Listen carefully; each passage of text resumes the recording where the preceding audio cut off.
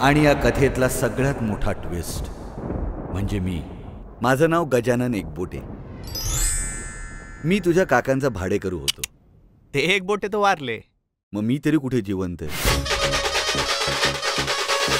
First class, खूपच मस्त. तुमचं माझ्याकडे काय काम आहे? मला या घरात राहायला मिळेल. आम्हा भूतांनाही जागेचा प्रश्न असतो. गोविंदा आला रे आला, जरा मट्टी संभाल बिजवाला. गोविंदा आला रे आला, जरा मट्टी संभाल बिजवाला.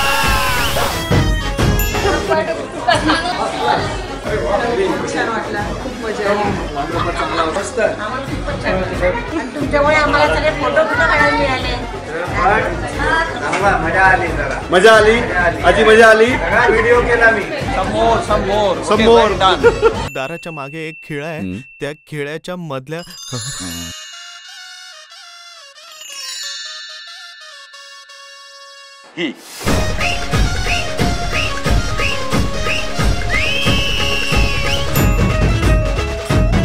पिक्चर आत्ताच संपला, खूपच आवडला. म्हणजे अगदी सरळ साध्या ह्याच्यामधून पण खूप मतितार्थ त्याच्यामध्ये बघितला जाईल असं वाटतं.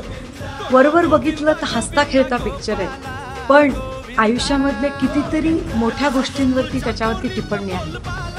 6 मुली 12 होत्या. पहिल्या 6 जणींना पुनर्जन्म मिळाला. पण सगळ्या मुलीच. हो, आमच्याकडे मुलीच असतात, कारण तुम्हाला मुली झालेल्या चालत नाहीत ना. खूपच सुंदर वाटलं, छान होता. बदली हा कथाकथन मी गोपी काळ्यांचं स्वतःच ऐकलं होतं, त्या मनाने हा खूपच छान होता. आणि खूप चांगले स्पेशल इफेक्ट होते. स्टोरी लाईन खूप चांगली होती. मी एक 20 वर्षांचा पिक्चर बघतोय आणि मला खूप आवडलं. मला तरी एक्सपिरियन्स खूप चांगला आहे आणि डेफिनेटली नेक्स्ट टाइम पण मी घेऊ साऱ्यांची साथ. गोविंदा हाती ते हात घेऊ साऱ्यांची साथ. उंच जाऊया जोशात Govinda.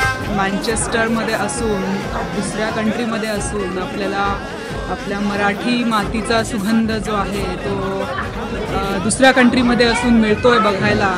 So it's really amazing.